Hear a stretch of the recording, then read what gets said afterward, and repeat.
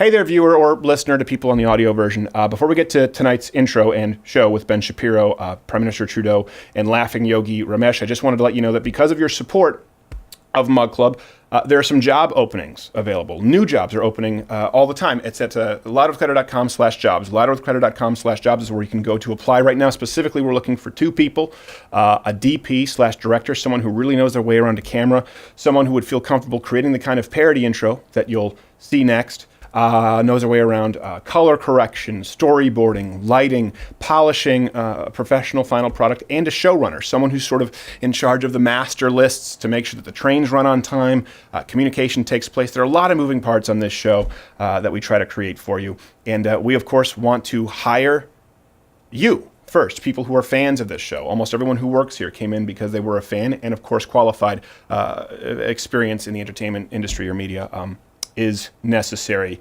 Otherwise, will be internships opening soon, in which position you will be routinely abused. Louderwithcrowder.com/jobs. See you there. Louder with Crowder Studios, protected exclusively by Walther and Hopper.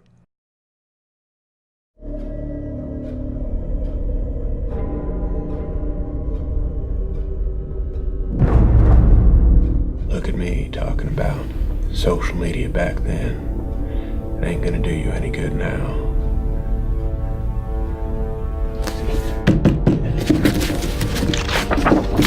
This is what I'm talking about. This is what I mean when I'm talking about shadow banning and big corporations and censorship. Alright, there are broader ideas at work. Mainly what YouTube and its conglomerates say is and isn't allowed on my channel. 14 straight hours of staring at a half-Asian lawyer. These are the things you think of. You ever done that? You can read the guidelines and follow the updates. It doesn't matter if you follow their rules or not. YouTube doesn't care. You know what they do? They change it. They find a way to stop your content, not at first, but right when you hit that 3 million subscriber mark. But see, it actually comes as an unmistakable relief. See, because they're afraid, and now they see for the very first time how a conservative late night show can compete. Yeah, they saw. In the last year, they saw what we were. The sketches, the references, the whole Louder with Crowder production. We were more than just some guy owning libs on a webcam or some kid with a few dank memes. And we were continuing to grow. They finally know that it's too late to stop us. See, to realize all your life, all your bogus copyright claims, all your false DMCAs, all the attempted deplatforming, it was all the same thing. It was all the same dream. A dream that you had of trapping conservatives in a locked room. A dream about being woke. But unlike any of the other dreams, in this one, there's a mug at the end of it.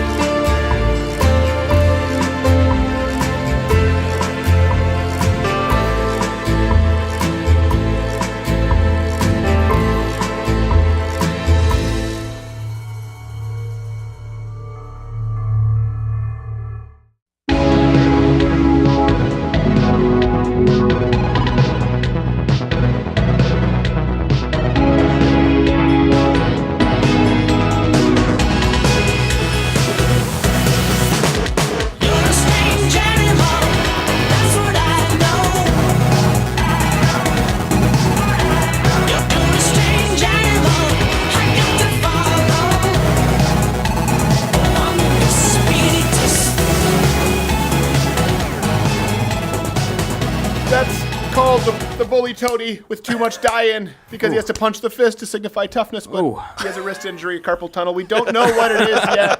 By the way, we have Ben Shapiro on the show today. Boom, Mazel tov. Prime Minister Trudeau on the show today. We do. Special guest with our Laughing Yoga in the show today. Of course, in third chair is always my favorite, lovable, drunk Brodigan. You can follow him at Brodigan. How are you, McBrody?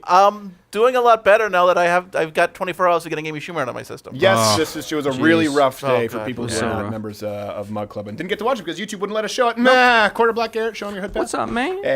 Gerald Morgan Jr., G. Morgan Jr., what's the one of the day? One of the days.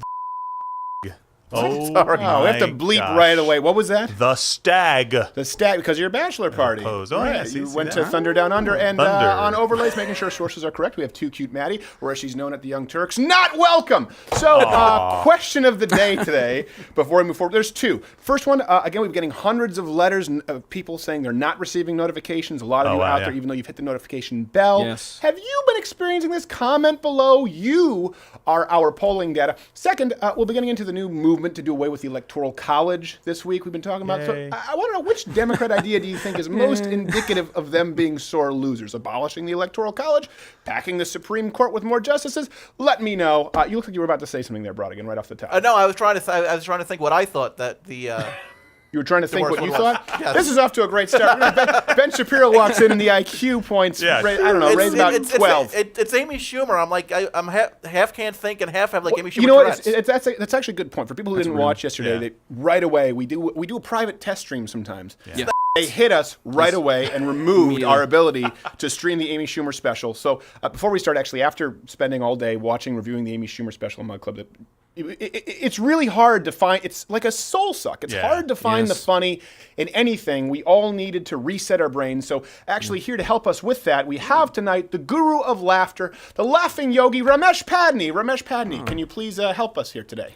It's okay to choose to laugh, just like me, Ramesh Padney, the laughing yogi.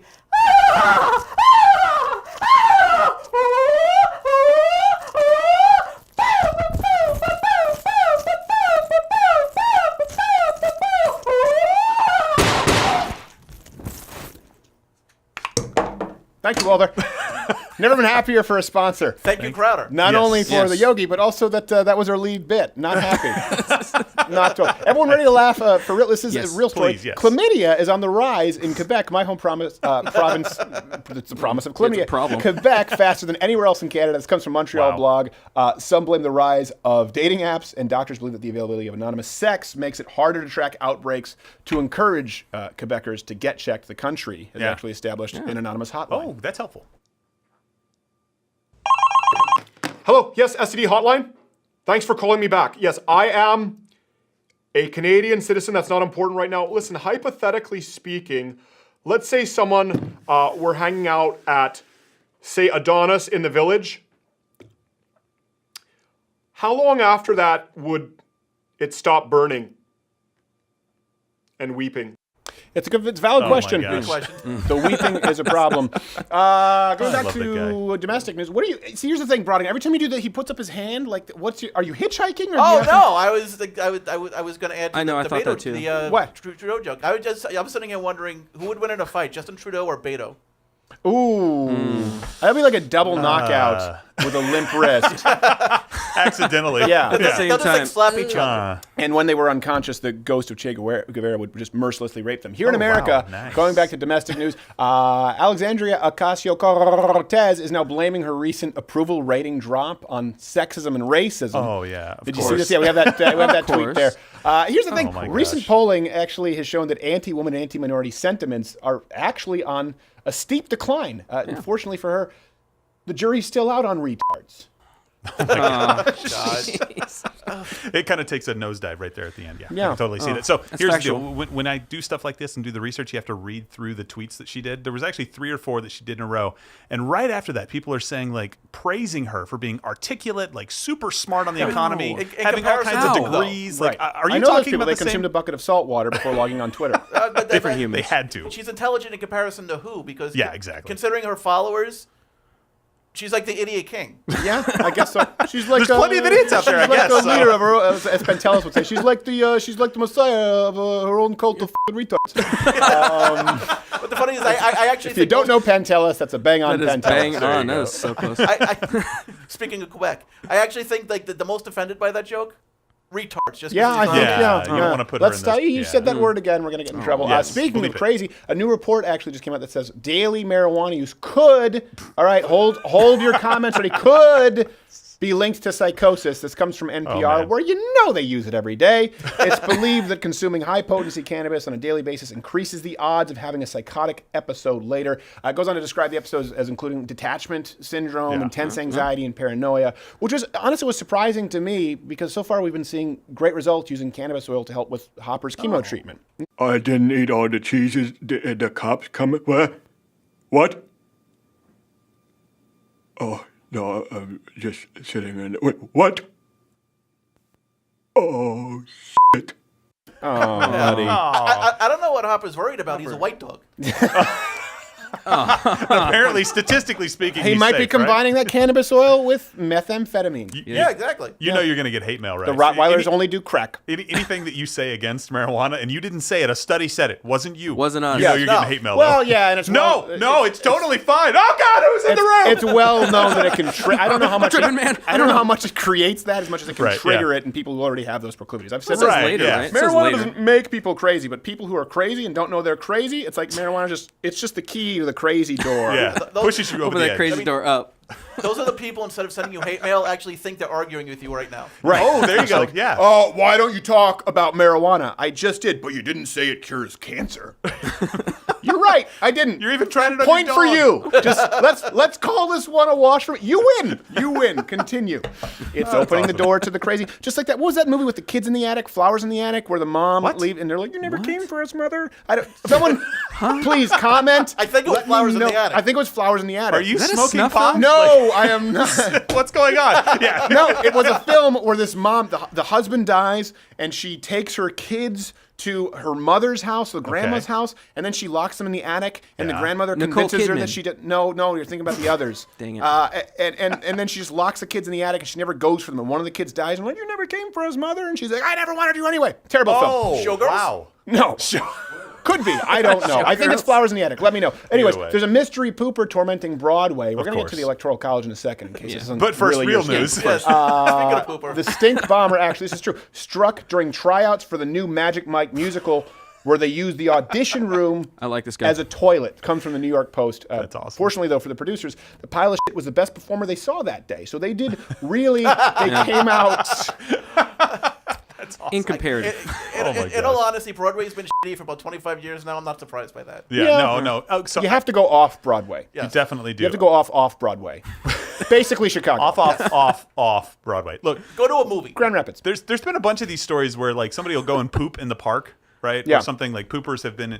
Have you ever? Anybody, No one cares about your vlog. Has anybody? My vlog. Has anybody ever done this in this? Like, have you ever pooped in a non-toilet outside? area? Have I pooped in In a I was forest? camping. Yeah. Okay, so Yeah. it's messy, right? It's disgusting. not. It's not fast. No. How do you do Wait, what do you this mean it's in not secrecy? fast? Like, you how can't- does the location determine the speed of No. ejection? I'm just saying in normal, like you're not going to do it in 3 seconds and run You're away gonna and be nobody's caught. going to see you. You're going to get caught. well, you do That's if it's the thing. if you do if it's a poop out of animosity. Yeah. It's I mean, just a defecation quick- with Well, no, purpose. just a quick I dumpling. understand that, but sometimes you can't predict how. Like if I'm angry, I can't predict how the flow is going to be. Okay, I can't go. Oh yeah, I'm good. I got 3 seconds. Wait, speaking of unpredictable.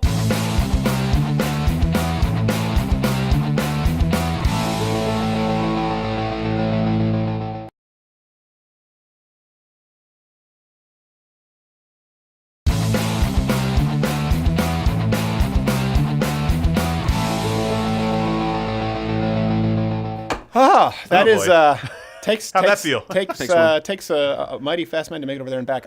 Finally, I wasn't at all. in news uncomfortable. of the day, we have this Japanese man who quote married a hologram. Oh, good for him. You know what? I don't even want, we don't even need the overlay. Just here's a clip. It's a real thing.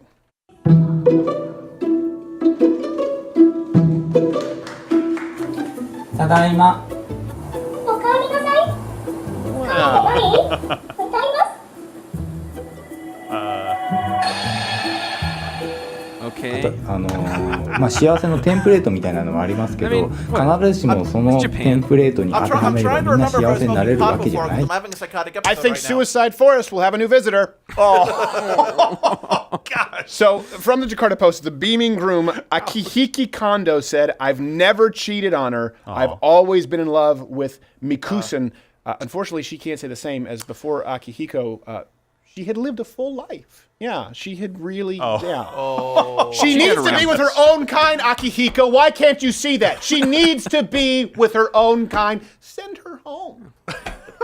She gets around. Yeah, I think she gave Tupac a bad computer virus. That's actually why he died. Yeah. He wasn't actually shot Gotta by pour Big. some out. He was supposed to wear his Norton. Yes. And then McAfee had someone defecate through a hammock. So, Oh my gosh. no one saw that documentary when I was talking about that in the No. pitch meeting today. No one had seen the documentary on McAfee.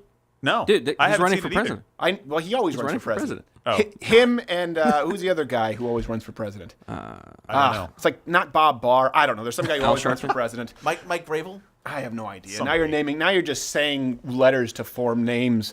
Bob Jones. Is he actually running for president this time? Yeah. Again? Yeah.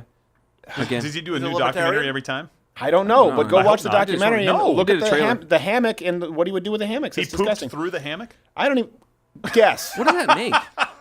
Yes. It makes like. No, actually, how they make he pasta. had the girls poop through the hammock on Oh, him. stop it! Stop it! Stop it! That's just We gonna have have to to be bleep one all Just of that. because long we're talking bleep. Long about bleep. yeah. Just because we're talking about the man doesn't mean that we have to be truthful about what he does in all of his spare time. Oops. Just like Gerald with his blog No. in the force. All right. No. Let me just preface this as before we get to Ben Shapiro. I like the Electoral College. Love it. Why? Just because Elizabeth Warren and Beto O'Rourke have now come out against the Electoral College. Here you go. We can have national voting, and that means get rid of the Electoral College. Getting rid of the Electoral College. Is that an idea that you support? If we really want every person to vote, looks and give scared. them every reason to vote, we got to make sure that their votes count and go to the candidate of their choosing. So I think there's a lot of wisdom in that, and it's something we talked about on the campaign trail in Texas in that last Senate race. How'd Getting that a go little for you? presumptuous on the candidate of their choosing, aren't we, Yes. Beto? Right. By the way, follow Elizabeth Warren's Instagram. It's the best thing that exists. Yeah, you couldn't write satire as good. It's like, oh, kids, you're there. I didn't see you were there. I'm just going to get myself a beersy beer. Beersy beer. Let me get some powwow chow on the Hello, way. 18 to 25-year-olds. She's just an awful, awful candidate. I hear you guys hang out here. Yeah, and then yeah, she would. Here's the weird thing about the two people who want to eliminate the Electoral College. She's the kind of person who would accidentally mistake Beto because he's kick flipping as someone who would be a voting block for her to remove the Electoral College. It's like they've learned nothing from Hillary Clinton. Because Right. Oh, I know. One of the reasons like people hate it, other than the fact that she's a bitch and kills people, is that, Allegedly. Yeah, allegedly. Allegedly. Was like the shameless pandering of Right. like, you know, how do you Oh, do yeah. fellow kids? And both Warren and Kamala Harris, it's like, and Kirsten Gillibrand, because that's all she knows how to do. And abortions. That's their Yeah, I entire know campaign. that too. Yeah, she knows abortion. Pandering pretty and well. abortion. So, okay, really quick. We've done a video before as a rebuttal to Adam Ruins Everything on the Electoral College. You can go watch that. But really Including quickly, there are a lot of reasons that getting rid of the Electoral College is a bad idea, okay? Yeah. One, it's in the Constitution, okay? Founders intended it as a Kind of a big safeguard. deal. People act like the Electoral College, by the way, is the only area of government in which we aren't a pure democracy. There are tons of similar safeguards in the Supreme Court justices. They're not voted on by a general populace. Every state gets 2 senators, regardless of population. We are not a pure democracy. It's a constitutional republic. Democracy is mob rule. It's important that people understand that. Yeah, absolutely. And by the way, it's a system that has worked for 242 years. Wrong. So be very careful. Wrong. No, What? 242. No, you're wrong. It's not a system Wrong. that's working. I think the Democrats are actually right here. And personally speaking, I honestly think they should spend as much time and resources as it takes to convince 48 other states, like California and New York, make all the decisions for them. I thought you had another stroke for a second, but you made a good point. Another reason I want to rattle off through the Electoral College reasons really Go, quickly. go. Of course, there are regional interests, right? Without the Electoral College, the concern, of course, is about states with low populations. Yeah. All that would matter are the opinions of people in urban areas. Okay, that's the reality. When they tend to have different views than people in suburban areas. Right.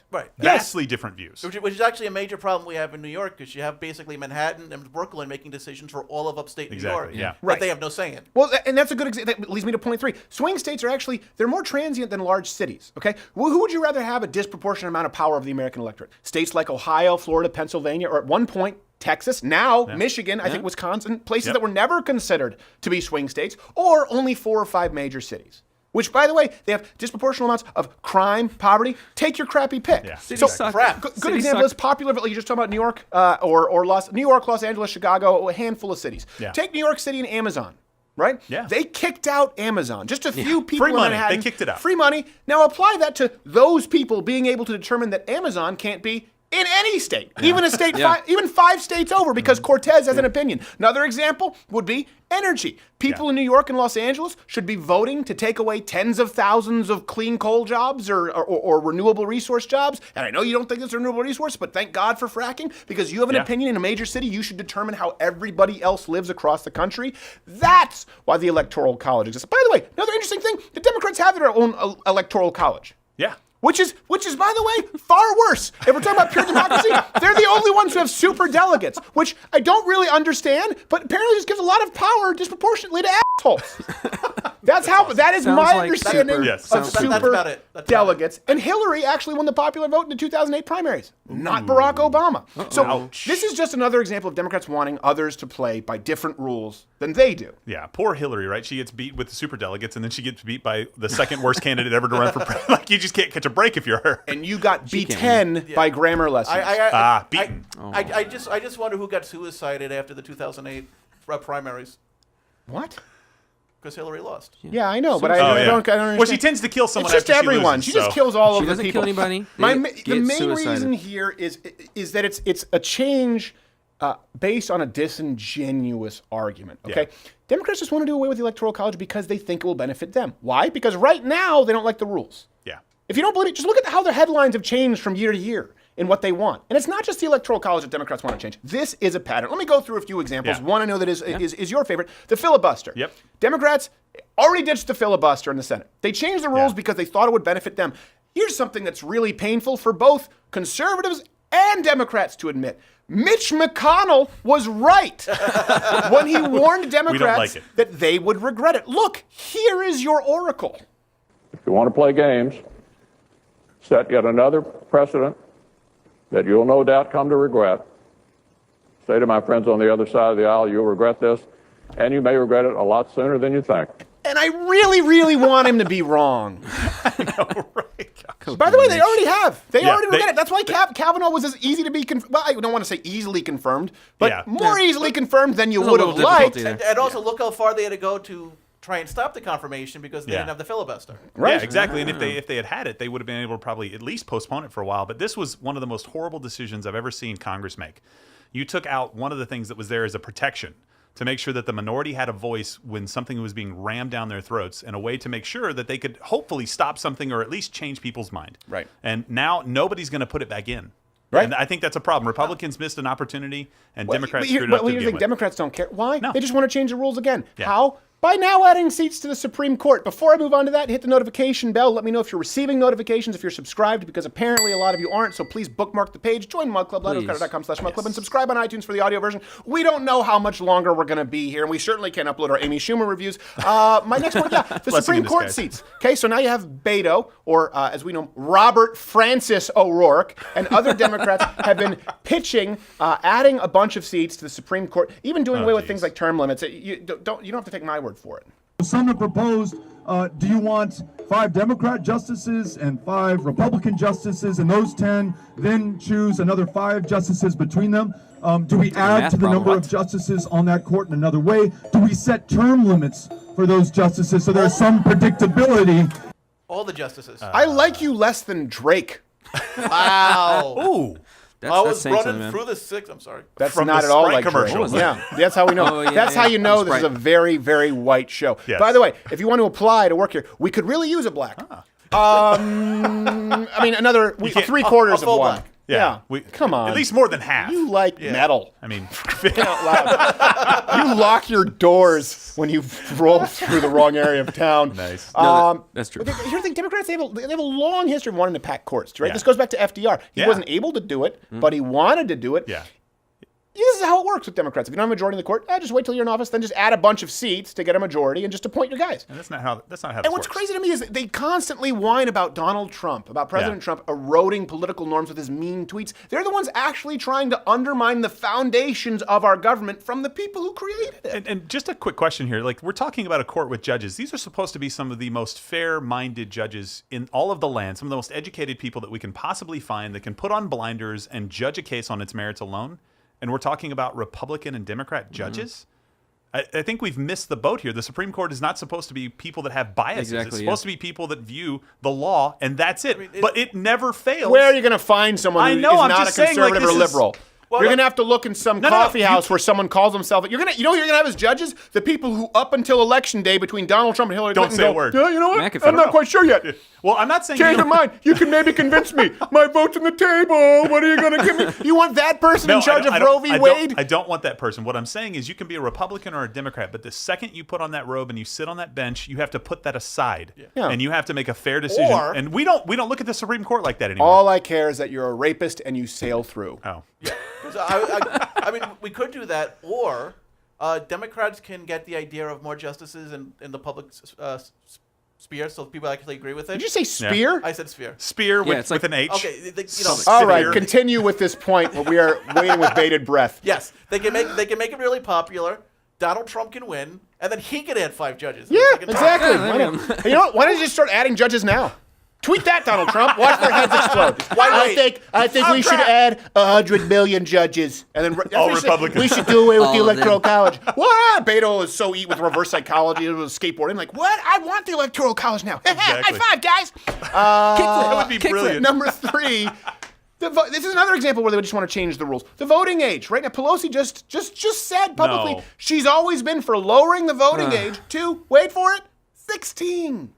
I myself have always been for lowering the voting age to 16. No, you haven't. I think it's really important to capture She said the voting kids when they're in age. high school, when they're interested in all of this, when Before they're they learn learning about US history. government, to be able to vote. By the way, your Sweet 16 was centuries ago.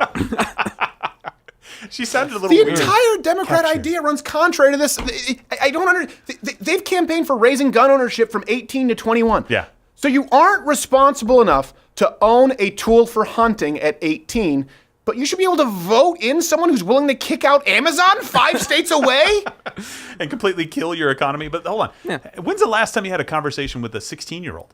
They don't. I'm sorry. 16-year-olds can be smart. Most of the time, you don't know anything, and specifically, you don't know anything about how the world works. Yeah. Right. You tend to be very liberal when you're in high school, if you have any political leaning at all, and then when you actually get out in the world and have a job, you're like, oh crap, conservative's the way to go. Free market, love it. But until then, you don't. Yeah. So I am not letting. I'm sorry. I don't want anybody. By the way, your rhetorical question of when was the last time you spoke with a 16-year-old was answered by pedophiles everywhere.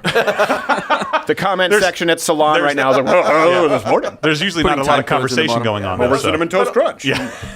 Going over Gerald's point, do they even teach U.S. history when you're 16 in the first place? Well, I mean, when I was in school, not. that was a junior class. Yeah. I didn't learn U.S. history at all because I was raised in Canada. So what I did during history class was fall asleep. The number 4, it's incredibly boring. Nice. We just said, it's just because you were in Canada. We just said, Uncle. Keep and then protecting we put your queen on our money. Point number 4, I know we kind of gloss it. The Constitution. Let's go with that. Ultimately, the Democrats, they're constantly in favor of changing the rules because they don't honor the most foundational rule book for the country, the Constitution. We know they're openly against the Second Amendment, right? Yeah. Even openly calling for its repeal. And a lot of people say, no, they're not. If you talk about a mandatory buyback like in Australia, you're basically advocating for repealing the Second Amendment. And by the way, continually they call for more laws against hate speech, which would essentially repeal the First Amendment. Doesn't stop there. Some of them completely want to actually abolish the Senate. This is something that's actually been floated. It's just, again, it's a constant changing of rules to undermine the constitutional republic that is the United States. And the Electoral College is just one in a long line of stupid ideas. Yeah, and then you put out misinformation about the Second Amendment, that it doesn't actually say that you can have arms. It says you can be a part of a militia. You do it on purpose. Do you know how easy it is to screw this up, by the way? way. I don't think people understand that point. It is incredibly easy to mess up something that is working. Right? Right. You don't have to try very, very hard to do that. To get it to go from 95 to say 98 is incredibly difficult without screwing it up. It's working really well, okay? Yep. You can F it up so fast. Stop. Right. Stop trying to change it. And they're doing it just for And short-term by the way, gain in that's another votes. thing too. They don't understand that if they do away with the Electoral College, how the elections would be decided if someone doesn't win the majority of the vote. It's not a plurality; it's a majority of the vote. And then these are the same people who bitch about the two-party system, man. Right. Well, how do you think? What do you think is going to happen with the Electoral College if we have a situation like Canada, where someone can win with 30-something% of the vote? Right. Exactly. Do you know who's going to be? I don't know. I'm very upset. Do me a favor. McAfee. Just think 2 or 3 steps down the line, Democrats. Just do me a quick favor. Think 2 or 3 moves down and go, oh yeah, that's a really bad idea. Let's walk it back. No, That's they all I don't want think you it's to a do. bad idea as long as it serves them in the moment. And this is, no politician should be doing this, whether it's Donald Trump or Elizabeth Warren or Beto. You should not be selling out the futures of American citizens to pay out voters now. Right. That's the issue here. And this is what I know people all the time, I don't like labels. You know what? I'm okay. I'm okay with the label conservative. I'm okay that this is what separates conservatives from liberals or leftists or progressive. Okay, there's proof for you that we're different. They called themselves liberals. They call themselves progressives. They're the ones switching the labels to mean different things over time. We've pretty much always called ourselves conservatives. It's not really changed. And by the way, our views have been pretty consistent. Theirs never are. People try to say, well, what about conservatives and free speech? Okay, sure, there might have been a couple of Republicans along with Tipper Gore who wanted to put warning labels on CDs. But if you look at the mainstream conservative interpretation of the Constitution on court, it really hasn't changed all that much. No, pretty consistent. No, this is something else.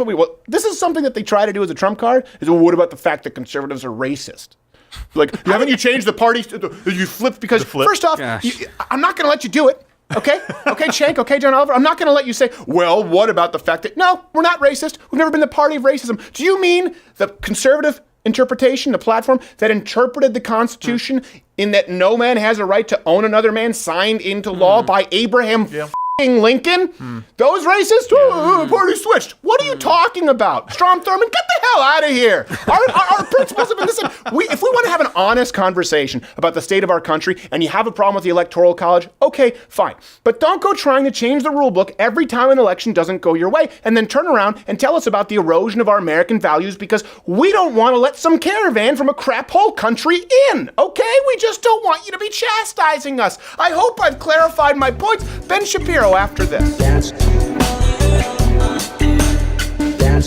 This is for all you lovers out there.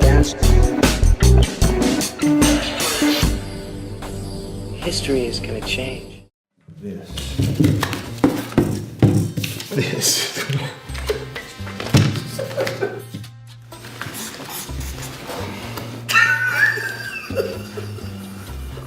It's pretty good, right? Look like he's starting to go into his transition, don't he? Yeah. About a week away from getting his dick chopped off. It ain't gonna do you any good now. Stupid little piece of shit. This.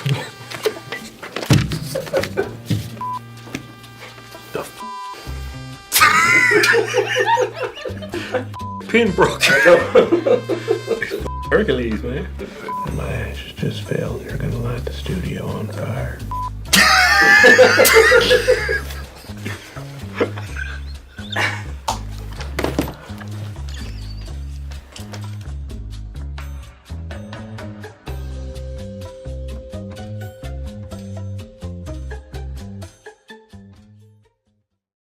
LouderWithCrowderShop.com supports babies.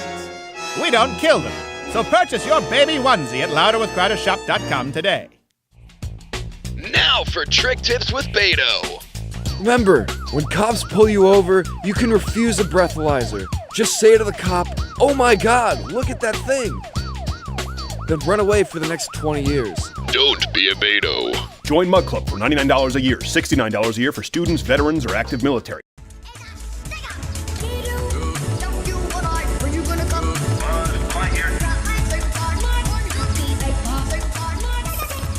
It's a stick-up, apparently, according to this song. Yeah. Hey, speaking of things up, our next guest will never look me in the Skype.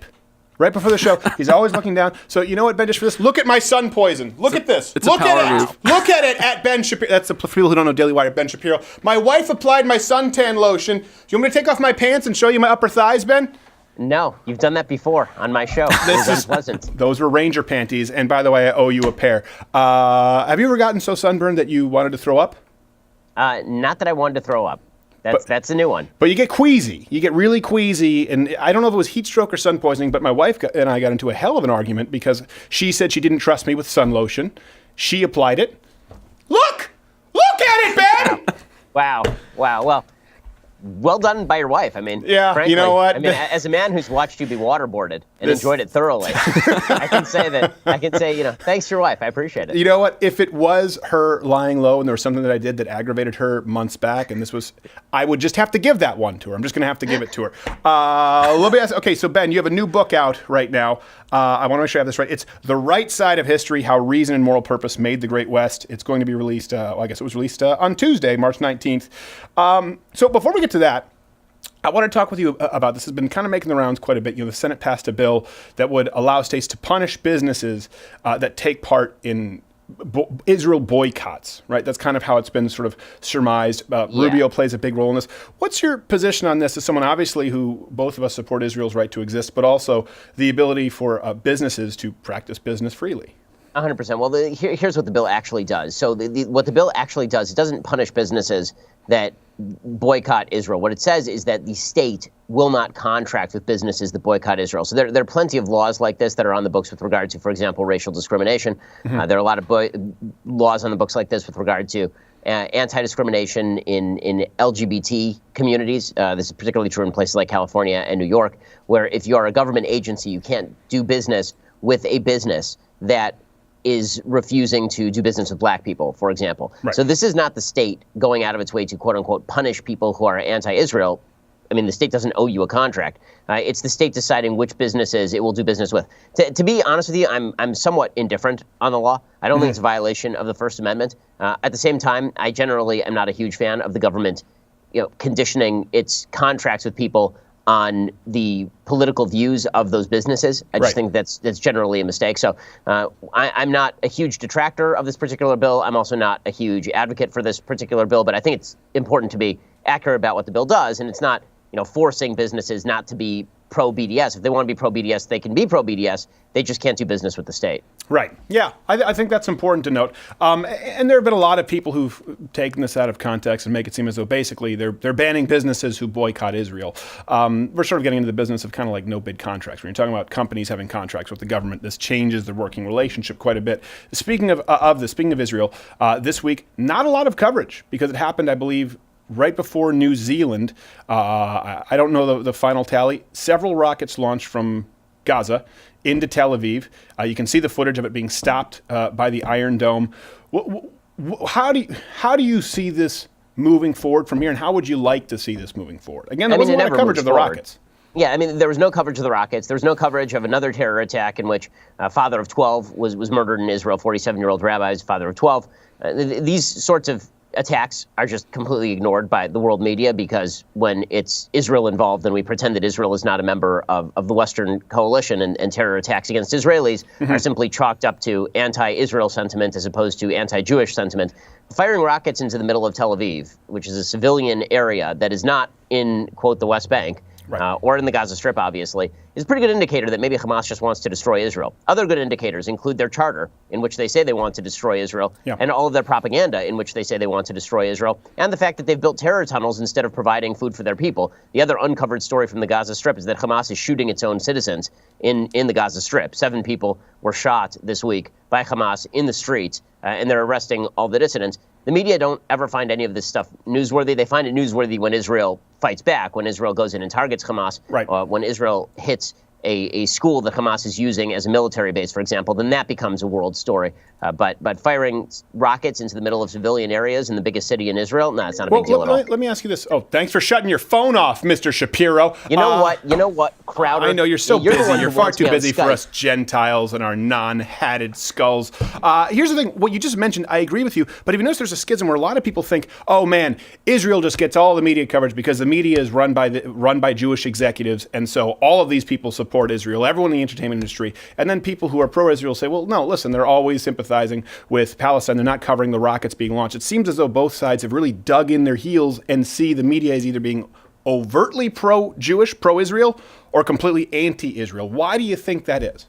Because you have to be out of your mind to believe that the media are overtly pro-Israel. I mean, CNN, I went on CNN in 2014 and I said that they were essentially an outlet for Hamas. I mean, the CNN's coverage of these sorts of conflicts is inevitably geared toward Israel as the aggressor, because the left-wing narrative is that Israel is the bad guy in this particular conflict, for the same reason that rich people are generally seen as the bad guys in various conflicts around the world. The and left, all Disney films. The left largely says whenever there's someone successful and someone unsuccessful, it must be because the successful person somehow hurt the unsuccessful person. And they see that same conflict playing out in Israel. Israel is successful. It is a very economically prosperous society, has a lot of technology, has a very powerful military. And so the narrative is that must be because they have disadvantaged the Palestinians. Israel has been trying desperately to hand over control of the West Bank and the Gaza Strip to the Palestinians for legitimately decades at this point. They did hand over full control of the Gaza Strip to the Palestinians in 2005. And the rockets. The Palestinians promptly burned down all the greenhouses and elected Hamas. So it's worked out fantastically well. And the charter is key. You know, if you sign up for iTunes and if you read the agreement, it says, by the way, we're also going to kill your wife and family. You'd be like, oh, hold on a second. This seems odd to put in the agreement. Seems like you wanted me to gloss over that one, Tim Apple. Let me ask you. I said Tim Cook. No, you didn't. There's a video. I said Tim Cook. Why lie about this? It's just a flub that doesn't matter. Final question, though. This is one thing, as someone who, you know, has vehemently defended Israel's right to exist. Do you see it as a problem, or a lot of detractors point to an inconsistency in them being sort of allies with Saudi Arabia, one of the biggest funders of terrorism? I understand the geopolitics as it relates to Iran, as it relates to the conflicts over there, and they need some kind of protection. That being said, the Saudi Arabia relationships, both with the United States government and Israeli government, doesn't sit well with a lot of people. What about yourself? Well, I mean, in an ideal world, obviously, you wouldn't be allied with any bad governments. The reality of the world, as President Trump has correctly stated, is that very often you're allied with bad governments against worse governments. And that's certainly the case with both the United States' relationship with Saudi Arabia and now the Israeli relationship with Saudi Arabia. You don't, unfortunately, get to pick all of your allies when it comes to world politics. Were that the case, then it would have been very difficult to side with Stalin to defeat Hitler during World War II. You're constantly having to make choices about which people are worthy of siding with in order to stop worse people. Right. And I see that less as inconsistency and more as just the realities on the ground. That's just a truism of politics generally. But we can agree, Saudi Arabian government, kind of dicks. Awful. Okay, awful, good. Evil government. All right, yeah, good. Absolutely. So there we go. This is why I appreciate you coming on, because if I say this, people are like, you're paid by big Shapiro money. I'm like, no, I'm not Jewish. I just think that this stuff is pretty reasonable. They have a right to exist, and they have rockets going into their main city there from the Strip. By the way, take the Strip, turn it into a strip mall for all I care. So your book, Right Side of History, wouldn't that be, if Donald Trump could go in and call it Trump Gaza Strip Ball, it would sell like hotcakes. Yeah, off the Everyone shelves. would want to go there. No one even wants to go to strip malls, but I'd go to that strip mall, especially if it sat under the Iron Dome. So Right Side of History, the book, was released this week. Give us a briefer on this and why you think it's important for everyone to read your book. You've talked about this, and obviously that's a good place. Everyone needs to read my book, but you've talked about specifically whether they agree with you politically, ideologically, or not. Why is this book different in that sense? Well, what the book basically is about is why we're so angry at each other. We live in the freest, most prosperous civilization in the history of the world, and it is not close. And yet we are supremely pissed at each other. And that is because, in my view, we have forgotten the sort of ties that bind us together. And those are ties that have a long history, a 3,000-year history, going back through Sinai, through the Sermon on the Mount, and including Greek thought as well. This kind of merger of Judeo-Christian values and Greek reason, that interplay created the West and created all the values that we like today. So if you like science, if you like technology, if you're a big fan of free speech, if you're a big fan of living in a democracy, all of these concepts come out of the West. They don't come out of anywhere else. And so we have to try and re-examine why it is that these concepts came out of the West and whether those concepts are rooted in something deeper and more valuable and that we can't just discard. I think that we sort of want to take the gains of Western civilization while ignoring the roots of Western civilization or even fighting against those roots. And I don't think you can do that. I don't think that you can fight Judeo-Christian values and at the same time talk about how you want to maintain all of the prosperity, equality, and freedom of Western civilization. You can't you can't remove the foundation from a building and expect the facade to stand.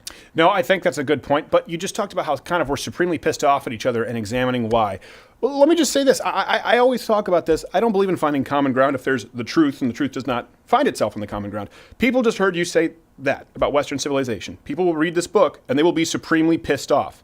So are you, by default, adding to the polarization in simply pointing out the truth? That's my issue, where you have a lot of people who shall remain nameless who go out and go, we're just going to build bridges. Well, okay, good example. I can't build a bridge with Hamas if in their charter is to blow me up. Right. I mean, the book is also a clarification, obviously. And there is a view of Western civilization that Western civilization is inherently bad. I hope that the book convinces people that Western civilization is not inherently bad. But if it's your view that Western civilization is all about racism, sexism, bigotry, homophobia, and that all of those things can only be torn out by removing Western civilization at its root and replacing it with some sort of new socialist utopia or replacing it with tribal intersectionality, if that's your view, well, then let's clarify that view and let's have that argument, because I think your argument sucks. But the idea here is that America was based in certain values that are pretty much embedded in our founding documents. We haven't always lived up to those values, obviously. Sometimes we don't live up to those values today. But to suggest that America's values are about the evils rather than about the goods is to ignore the fact that the goods that have been produced by the West are uniquely Western, and the evils that the West has produced are not unique to the West at all. They've been universal in virtually every human society. That's a very good point. Yeah, the virtues here are pretty unique to the West. And that's one thing also when you deal with moral relativists or atheists, hardcore atheists, who say, well, if I need a God to tell me not to kill somebody, then I'm just crazy, and that God is great. Well, okay, hold on a second. What about a God to tell you to be merciful? Not all societies valued mercy, particularly not until modern Christendom. What about a God that tells you to not cheat on your wife? What about a God who tells you to love your wife and speak to her tenderly? These are not universal values. There are certain values that we see in the West, particularly in the United States, that have not been embedded in other societies that do come directly from Judeo-Christian principles. And it's always interesting to me that the hardcore atheists take the extreme arguments like, well, every society knows that killing is wrong. Even if we take that example, not all societies agree with that. You look at Native Americans. They didn't have a concept of personal property, and so you'd come home, your shit was gone because it wasn't technically your shit. You know? These are things that people don't think about. I'm sure you do. Well, the fact is that even if you take the example of murder, it is true that virtually every society has a taboo against murder. That does not mean that the law extends to people beyond your tribe. So it's very easy to say, yeah, you're not allowed to murder people who are inside our tribe, like inside this camp right here. But over there, those guys, those aren't humans over there. And also, if you happen to be a very powerful person, you do have the right to kill somebody who's below you on the social scale. You do have the right to kill people who are more weak and more vulnerable. To suggest that a universal taboo against murder is not embedded in the Bible in a different way than it's embedded in pagan civilizations is to ignore the fact that child sacrifice was a regular thing in a lot of pagan civilizations. Right. Or Coney. I saw that movie. Taking the child soldiers. Remember that? Yeah. Remember Coney? No. You don't remember Coney? That was like the biggest you remember that the big documentary Coney was this war. You remember that quarterback era? That was a children campaign. Warlords. It was a campaign, and then the guy who made it went on a Martin Lawrence style bender in L.A. He was snorting coke and he was naked, I think, on Sunset Boulevard. And this went in a weird direction. I did. Yeah, I did. Well, listen, you saw the ride. You bought a ticket anyway. All right. Final question here, Ben, because this has been an entirely reasonable interview, and I want some people pissed off with both you and myself because it's always what happens after these. You given a report card on Donald Trump here, especially as we're looking at the DNC candidates coming up. What would you give him overall? What would you give him overall? And do you think he wins in 2020? I think that I hate to hedge bets, but I didn't hedge my bets in the last election cycle, and then I lost lots of money. You did. So when it comes to how President Trump is going to do in this election cycle, it's almost entirely dependent on two factors. Can he shut his face? Will sounds come out? Can he stop his tweeting thumbs? And also, will the Democrats nominate somebody completely loony? Or will they try to go toward the more electable direction and nominate someone who's half loony like Joe Biden? Right.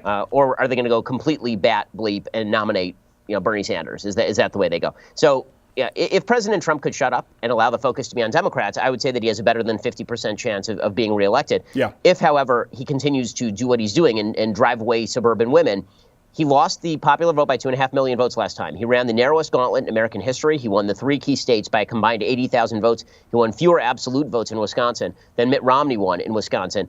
The real story of 2016 is nobody showed up to vote for Hillary Clinton, number one, because they didn't like her, and number two, because they figured she was going to win. That same phenomenon is not going to take place again. Right. Democrats are going to show up. They're going to show up in big numbers. So President Trump's best bet here, he's not going to convince people that he's a wonderful human being because people think what they think about him already. Right. The best bet here is just shut up. Well, not just shut up. Democrats The reason for him shutting up is more helpful to him is because the economy is doing so well. The New York Times are even trying to find excuses as to why it works and attribute it to Obama. If he can just be silent and direct people toward his record on the economy, and then say, hey, by the way, now Kamala Harris, and she's saying whatever Kamala Harris says, or by the way, here's Elizabeth Warren's Instagram. Have fun. That's all he needs to do, and he wins. I agree. If he could get out, it's like a race to the bottom. If he can get out of his own way, this should be very winnable because of the economy. If they run Joe Biden, I don't think it matters as long as Donald Trump is just a little bit more disciplined. But I don't think they're going to run Joe Biden. I think it's going to be Kamala Harris. I think it's going to be the double, triple minority factor, and maybe they'll put Beto on there because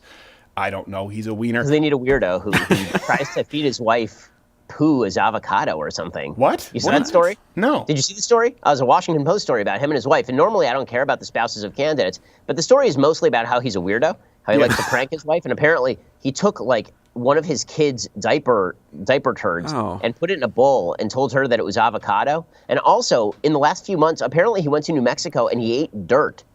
I'm not kidding you. It says this in the story, like to recover from his loss to Ted Cruz. He ate, it was supposed to restore sustenance to him. He went and he ate dirt. No, that was just a spin on the story. He lost a bet and Ted Cruz was making him eat the dirt, going, now, eat the dirt. That's right, E. coli. I don't know why he sounds like George Bush Sr.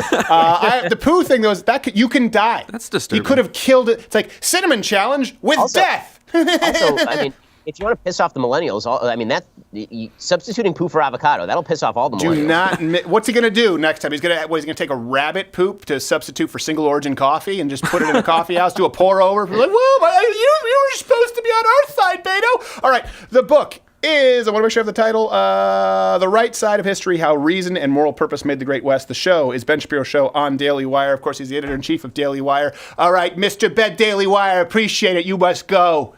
Catch you later. See you. We'll be back, wrapping it up.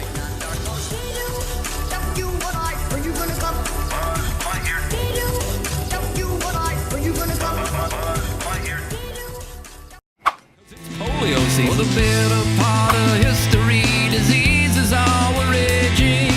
Measles, mumps up on your junk like they were Kevin Spacey. 'Cause we got flu inflammation. I really need work. We've got flu inflammation. Take your jobs elsewhere, Amazon. We got flu inflammation. And that's how you run the global economy. We've got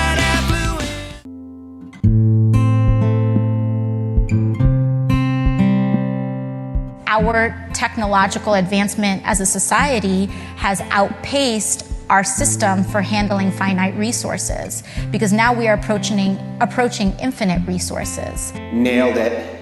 I'm like really good at this stuff. I run this board. I'm the boss. What if I ran for president? I'd be like a super genius president. I'd be like one of those baby geniuses from the movie President. I wonder if there's a sale of Forever 21. Join Mug Club today. Only $99 a year, $69 for students, veterans, or active military.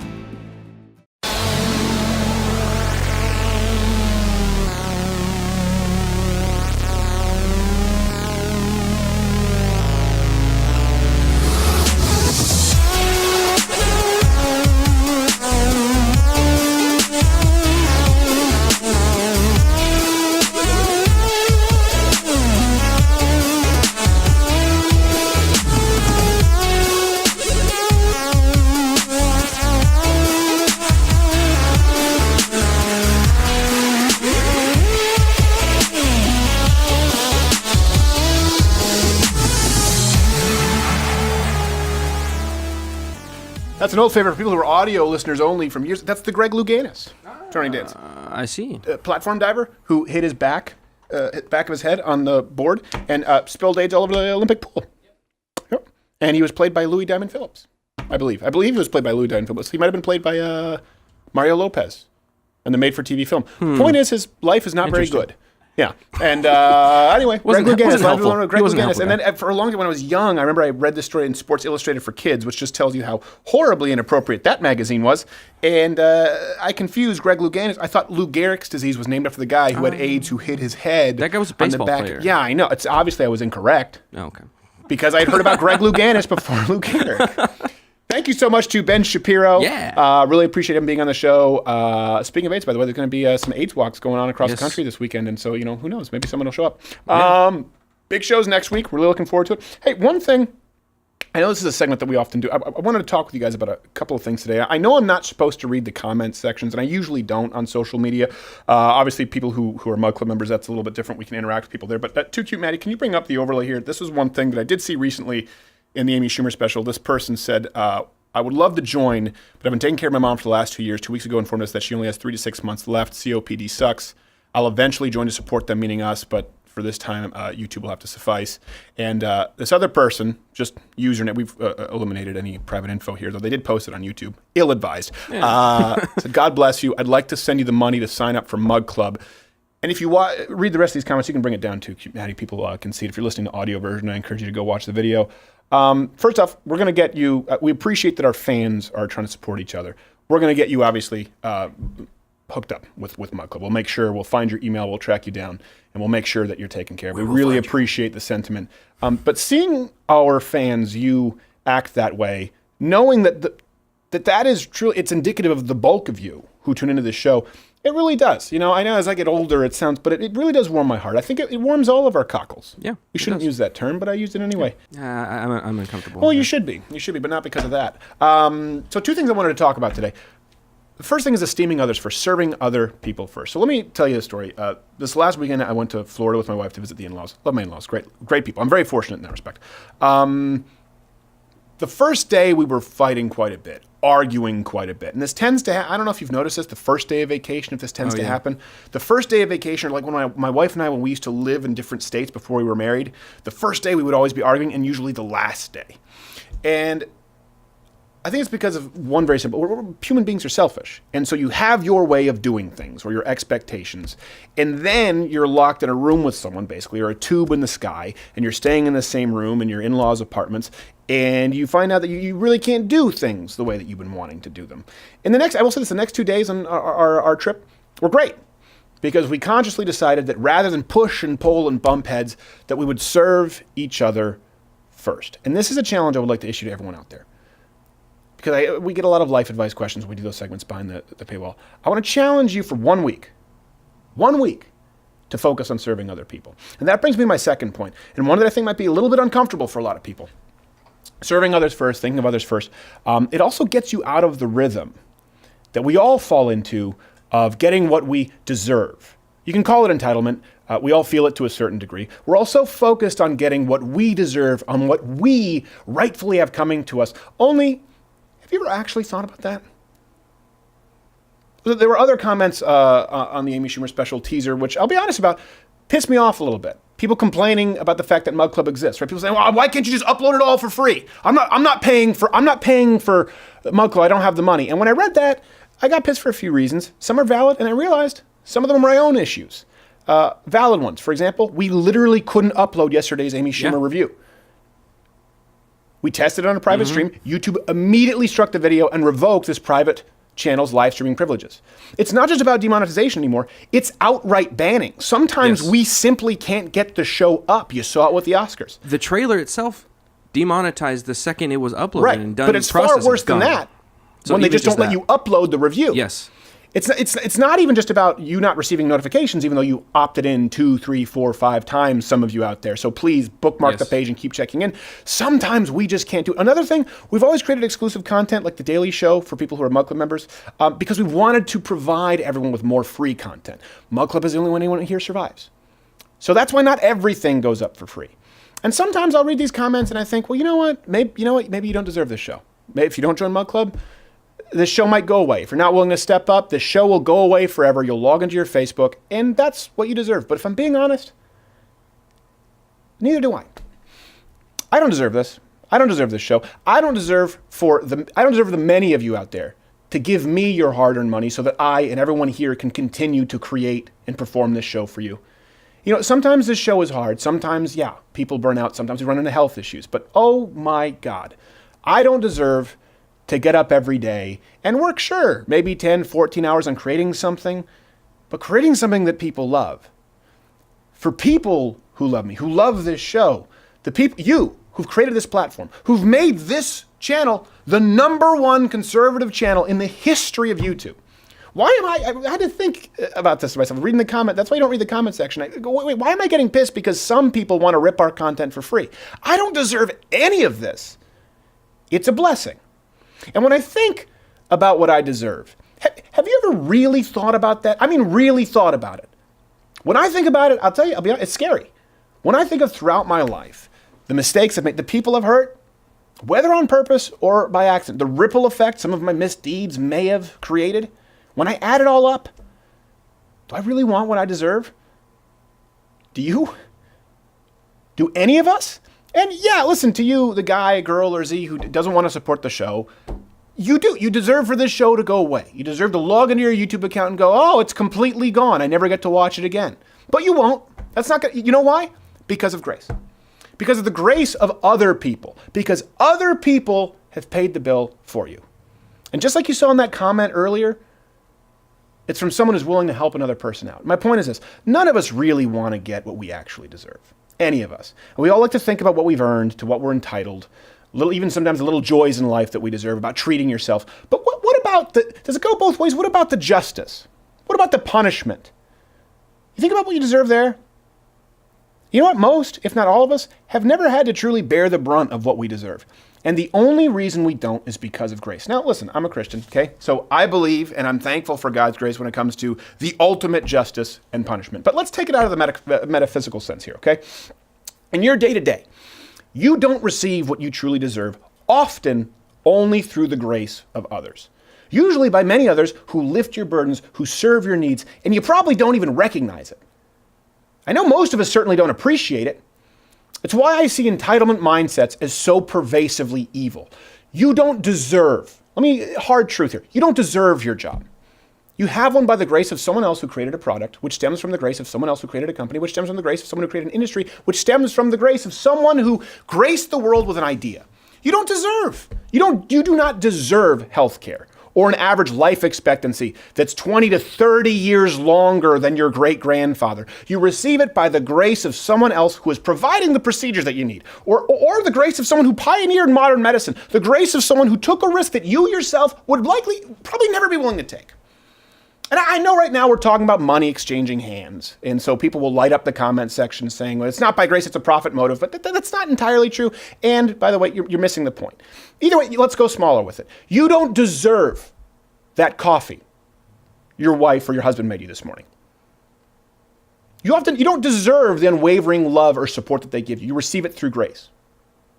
And it's for the same simple concept, by the way, that mandated entitlements destroy a nation.